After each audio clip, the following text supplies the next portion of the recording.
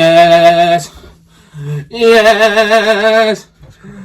Yes! That's correct. Reaction time! That's correct.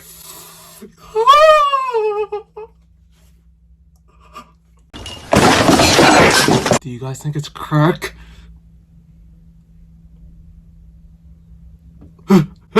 Crack cocaine. Yo, what's good YouTube? It's your boy SavyReacts. I'm back with another video. So for today, we have another reaction from the channel Llama Arts. And this video is called A Manchester Horror Story Animated. This video is kind of long, so I don't want the intro to be too long. But before we get in this video, make sure you like, comment, subscribe, and turn that post notification button so you get notified every time I post a video. And let's get right into this reaction. Let's go. So I got started from 0. This is a story about how I became a 30-year-old male who is secretly afraid to be outside after dark in cities. I live in Manchester, I mean, it's not. in the UK, and it's kinda widely scary. regarded as a relatively safe and multicultural city. Good transport, friendly locals, and plenty to do.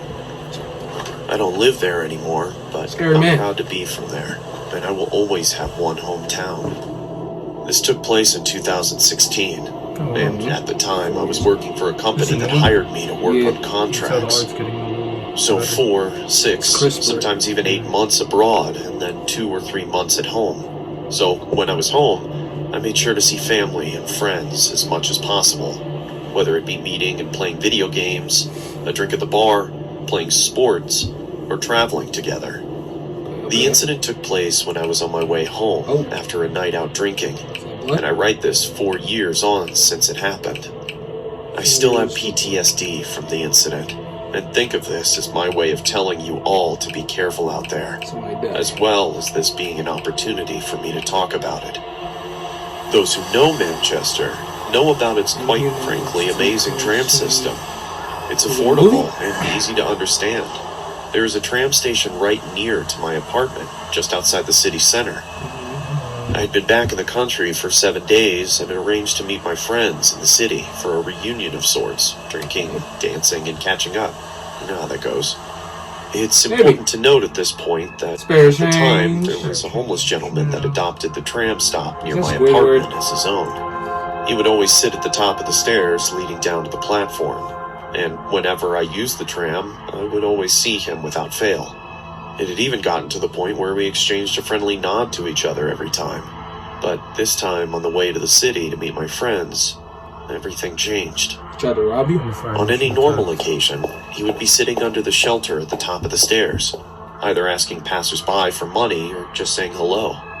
But as I approached the top of the stairs, around 20 to 30 meters away, I saw him, and he stood up straight, almost too straight, with his chest out, just glaring right at me in the most menacing way. Oh, he's had enough. His brow was furrowed, his jaw was clenched, and he was breathing heavily. Why him, though? I could see his chest rising up and down with speed from now 20 meters away. Maybe drugs was involved, or something had angered him. That's drugs. Maybe it's Why me? I thought. Now, I'm not the biggest guy in the world. I'm 6 foot and athletic, but I don't believe violence is the answer in any case. I'm not easily intimidated at all, but the way this guy looked at me sent shivers down my spine. I immediately looked down after we made eye contact, and then looked ahead, because I thought maybe it was just a glance from him. He's gonna try to rob him. I looked back at him again. When I was even closer, his eyes were still on me. This time they were wide, and he looked unhinged like he was ready to attack. Why him, though? I looked away again because at this point He's about to attack I had to ready and prepare myself for a potential confrontation with this guy. Is there another route? When I was close to him, I looked back again, and he took a step forward, watching my every move, looking me up and down as if he was assessing my weaknesses. As I approached the top of the staircase, he was turning his head as I moved. I knew that this was not normal behavior from him, didn't do anything. or anyone for that matter. I thought I have to address this, because he's freaking me out, so I stopped, met his gaze, and pointed my body towards him just before I went down the stairs, and I calmly asked him Is everything okay, mate? Can I help you with something? Oh, no. Nothing. I got absolutely nothing. Ooh, as he looked into my eyes. I could hear his fast breathing at this point through his nose, and he looked like he was having some sort of episode. So I moved on and quickly went down the stairs. What the fuck has gotten into this? I thought. I almost felt bad for him. At the halfway point of the stairs, I looked behind me to see him standing at the top, looking down, directly at me again. Why you what? Like a predator that had found his prey. I kept moving as I didn't know if this guy had a weapon or what his intentions were at this point. When I got to the bottom of the stairs, I turned around again, and to my shock, he had walked 4 to 5 steps down, still standing and glaring at me with the same disturbed and angered look. He was clearly stalking me now. I could feel my heartbeat in my ears, and sweat was forming on my forehead and palms. Luckily for me, the platform was very busy, and the tram I needed to catch was approaching. So I quickly immersed myself amongst the crowd of people getting onto the tram, and found a seat. Wouldn't you know it, when I sat down and the tram started moving, I looked back towards the bottom of the staircase, and there he was, just glaring at me with this horrific, sinister grin on his face. I did not feel safe. I felt targeted. His head moved and followed the tram, looking me in the eyes as we moved away. The entire journey to the city I felt on edge, anxious, and all I could do was think about that guy.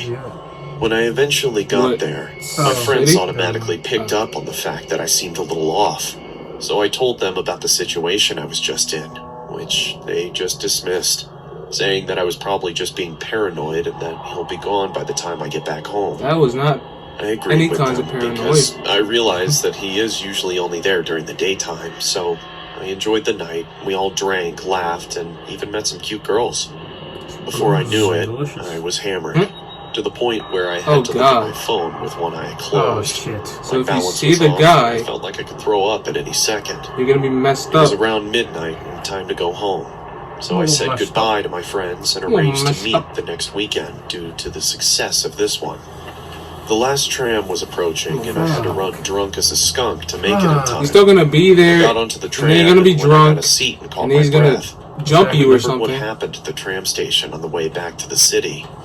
I felt sober suddenly, and I was honestly on the verge of an anxiety attack. Okay, that's good. Until I remembered that I never usually see the guy late at night, which was comforting for the remainder of my journey. You probably will, though. The tram arrived at my stop, and I got off.